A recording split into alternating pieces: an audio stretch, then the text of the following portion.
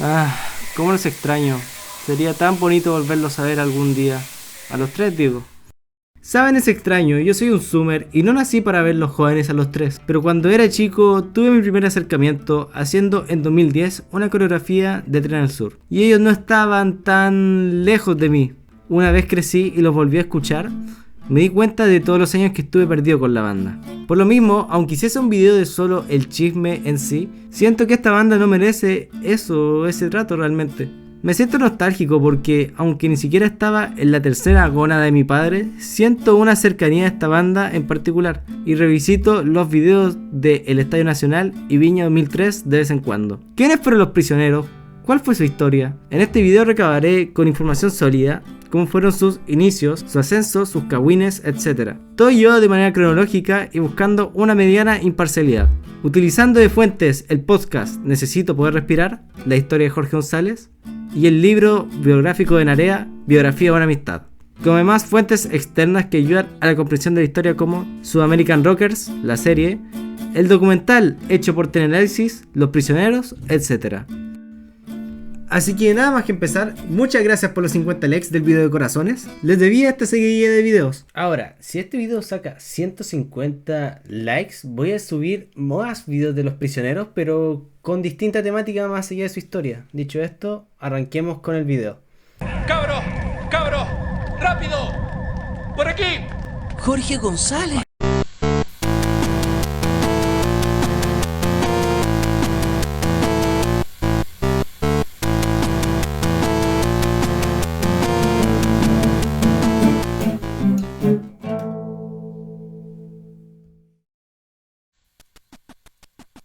...1979 es la fecha más atrás que pude recabar yo.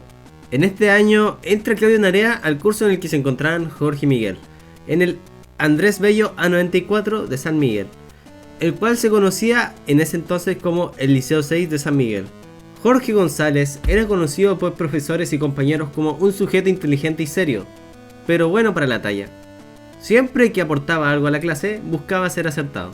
Por otro lado, Claudio no era reservado, pero sí lo segregaban entre los amigos del colegio. Claudio era un chico culto, el cual tenía una gran pasión por la música y la lectura. Por último, Miguel era el más callado de entre estos tres. Se sentaba delante de González en el liceo y era fanático aférrimo de los Beatles. Tanto Claudio como Miguel eran buenos amigos de Jorge, y él fue quien los hizo conocerse, aunque especialmente Claudio no le agradaba a Miguel. De lo que se sabe, Claudio y Jorge se hicieron amigos por compartir gustos musicales. Textual de su libro: conocí a Jorge González porque uno de los dos tenía, tapa de cuaderno, de Gene Simmons. ¿Te gusta Kiss? A mí también. A partir de ahí comenzamos a hablar de música y no paramos. Antes de 1979, Jorge ya conocía a Tapia. Estos ya tenían cierta amistad, pero no tanto como para tener una banda todavía. Llegaría la década de los 80 y en este tiempo se crearía el proyecto Los Pseudopillos, un proyecto entre Jorge Narea y unos amigos vecinos de Narea, quienes eran Rodrigo y Álvaro Beltrán, con quienes en esta banda hacían música en base a percusiones y versos simples. La primera canción creada en este extraño grupo fue La Mazorca al Olvido, la cual está en Bandcamp y en YouTube. Esta primera canción, la cual sería la primera con registro que Jorge González habría compuesto, fue grabada en una gran radio que tenía Rodrigo y rápidamente la canción la fueron a mostrar al pasaje donde vivía Narea, celebrando su primera canción. Otra canción relevante de esta época sería El Extremista, el cual tuvo una aparición en el álbum recopilatorio Ni por la razón ni por la fuerza. Estas canciones fueron el inicio más crudo que tenía la banda, con canciones con poca instrumentalidad, pero con muchas ganas de crear. Los Pseudopillos llegaron a tener más de 100 canciones y varios álbumes entre comillas, donde uno de ellos era uno llamado Gamulán, donde la gracia que tenía era que todas las canciones mencionaban a esta entidad. De este álbum saldría más adelante en la canción Sexo la frase Gamulán que se duerme se lo lleva la corriente.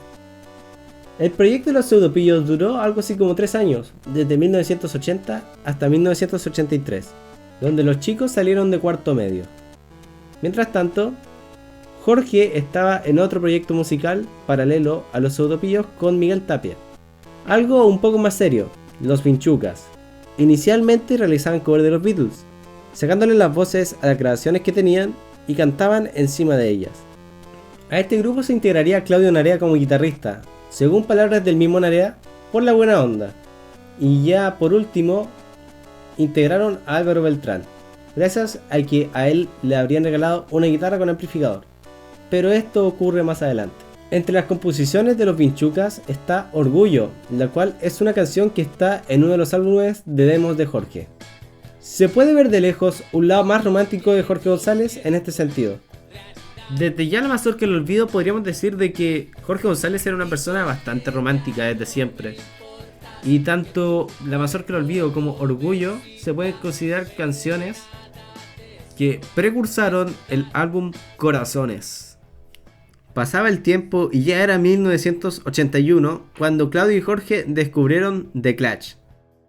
A los chicos les gustó tanto esta banda que se la recomendaron a Miguel Tapia, regalándole un cassette. Dentro de ese cassette contenía una canción llamada The Prisoner, y cuentan rumores que el nombre de la banda fue producto que a Miguel le gustara ese nombre como sustituto de Los Criminales, nombre que vino después de Los Vinchucas. El sonido de Los Vinchucas inició como algo así como un pop de los 70s, hasta que, según Claudio Narea, Jorge compuso la canción Cuánto vale el show, la cual actualmente puedes escuchar en el último lanzamiento de Los Prisioneros, demos de los 80. Este acontecimiento marcaría el estilo de Los Prisioneros, canciones protesta o crítica al régimen militar y a la sociedad. Con el tiempo, y como ya mencionamos, se uniría Álvaro Beltrán porque habría conseguido una guitarra eléctrica y un amplificador, y la banda lo necesitaba, por decir algo. Un suceso que no está de más mencionar es que en la época del liceo se crea la canción ¿Por qué los ricos?, para hacer un trabajo de filosofía. Jorge, Claudio y Miguel se posaron adelante de sus compañeros y la trovaron.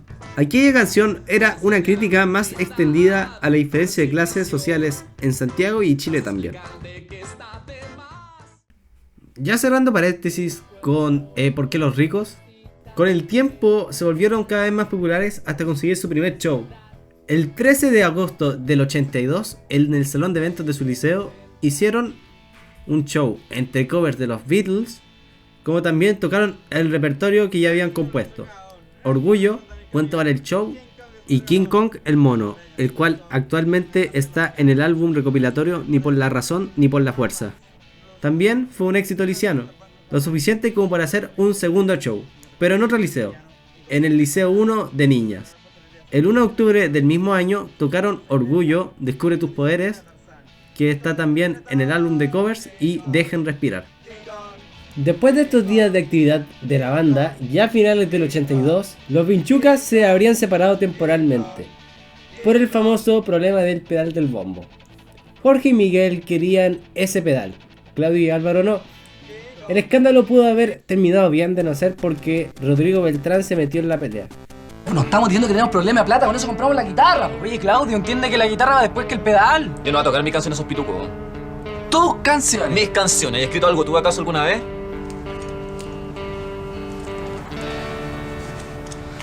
¿Sabes qué más? Chao, yo me voy. ¿A dónde vas? Oye, Claudio. Chao. Claudio. Se perdió la guitarra tizona, Claudito, nomás. Mira, ¿qué cosa? ¿Qué? Métete la guitarra en la raja, weón. Los Vinchucas se disolvieron porque además Jorge y Rodrigo se tenían mala, porque ambos estaban detrás de la misma chica, una tal Evelyn, la cual Jorge después le dedicaría una canción que se hizo popular y llegó a formar parte de La Voz de los 80. Mientras Narea no estaba, Jorge lo reemplazó, como será costumbre más adelante, por un amigo suyo llamado Miguel Guzmán. Este guitarrista duraría más bien poco, ya que Narea volvería para conversar las cosas con Tapia González. Finalmente decidieron que Álvaro no iba a estar más para tocar con ellos, y el grupo se cambiaría el nombre a Los Criminales, para luego mutar en el nombre que todos nosotros conocemos, Los Prisioneros. Los Prisioneros debutarían en el auditorio del colegio Miguel León Prado en San Miguel. No lo había mencionado antes, pero Jorge Narea y Tapia hicieron las pruebas de aptitud y por este tiempo consiguieron sus resultados. Jorge conseguiría el mejor puntaje entre los tres y estudiaría licenciatura en música en la Universidad de Chile. Claudio Narea estudiaría ingeniería civil en la USACH y Miguel se quedaría fuera de la U por porro, pero no por pavo. Entenderán esto más adelante. Con ello, Jorge González conocería a Carlos Fonseca, su futuro manager en la carrera de músico. Carlos era un simpático que convenientemente trabajaba en una disquería en Providencia. Su padre era dueño de Fusión. Carlos vio potencial en Los Prisioneros y rápidamente les conseguiría una inversión, la cual iba del bolsillo de su padre, para grabar las canciones y los demos correspondientes para crear La Voz de los 80, con un sello propio llamado Fusión. Jorge escogía entre varias canciones de las que se quedaron fuera Mi profesor se está volviendo loco, ¿Cuánto vale el show?, Para esto está la publicidad, Descubre tus poderes y De Rusia con amor. Están en el álbum nuevo de The Boss. Otra canción que se quedó fuera del álbum fue La Gran Oportunidad, una canción de esta época, que terminó en el disco Ni por la razón ni por la fuerza. Al ser hechas todas estas canciones en un sello independiente, la calidad de sonido no era la mejor. Grababan con instrumentos que se consiguieron por ahí, en una cabina de música que no era más que una oficina de fusión adaptada para poder grabar música. Pero eso no era impedimento para hacer la música como tal. Los chicos hicieron una sesión de fotos en lo que antiguamente eran las ruinas de las Cervezas Unidas, actualmente donde está el Costanera Center. Y tras ello, su primer cassette fue lanzado. Jorge se salió de su carrera y empezó a trabajar en Fusión, y fue testigo de primera mano del éxito de su banda. Y el éxito del cassette fue relativamente inmediato. No olvidar que Los Prisioneros como son fueron los que iniciaron el fenómeno rock en Chile, en una época donde se censuraba deliberadamente todo contenido que se consideraba nocivo para la dictadura. Y estos muchachos de San Miguel sacaron canciones protesta, no contra el régimen, sino a todo lo que representaba, siendo algunos de estos temas: No necesitamos banderas, Brigada de Negro y Latinoamérica es un pueblo al sur de Estados Unidos. Canciones que protestaban lo que el gobierno de Pinochet representaba, un gobierno entre comillas nacionalista, copia de los yanquis, que suma a su población en estupidez. Además, si aún así dejamos afuera el mensaje como tal que traía Los Prisioneros, tenemos que considerar de que todas las canciones son hitazos en cierta medida en este álbum. No olvidar que La Voz de los 80 como canción es un muy buen single, hoy en día se sigue escuchando y participa en la memoria chilena en sí. Los niños de hoy en día conocen y saben lo que es La Voz de los 80. El éxito de Los Prisioneros, pese a su mensaje, hizo que Carlos Fonseca se consiguiera una oferta del sello EMI, lo que haría que Carlos no tuviese que invertir más dinero propio de su bolsillo para la banda, y solo empezar a hacer trabajos como conseguir conciertos y aconsejar cosas a Jorge y al resto. Tras esta etapa de crecimiento, lo mejor todavía no estaba por llegar. Los Prisioneros no harían más que crecer y lo que fueron se convertirían en posiblemente la banda más influyente de la época en Chile, siendo quienes iniciaron el rock en Chile. Más con el tiempo, el rock empezó a pasar al segundo plano y empezaron a adoptar el pop electrónico, lo que empezaría a generar roces entre los integrantes de Los Prisioneros. Por lo pronto, gracias por estar aquí. Bye. Y un agradecimiento pleno además a este canal que me prestó la música de fondo básicamente. Como también saqué el cover de King Kong, el mono, de este otro canal que también muchas pueden ir a apoyarlos, ir a ver. Es muy buen trabajo. Y nada, gracias, chao.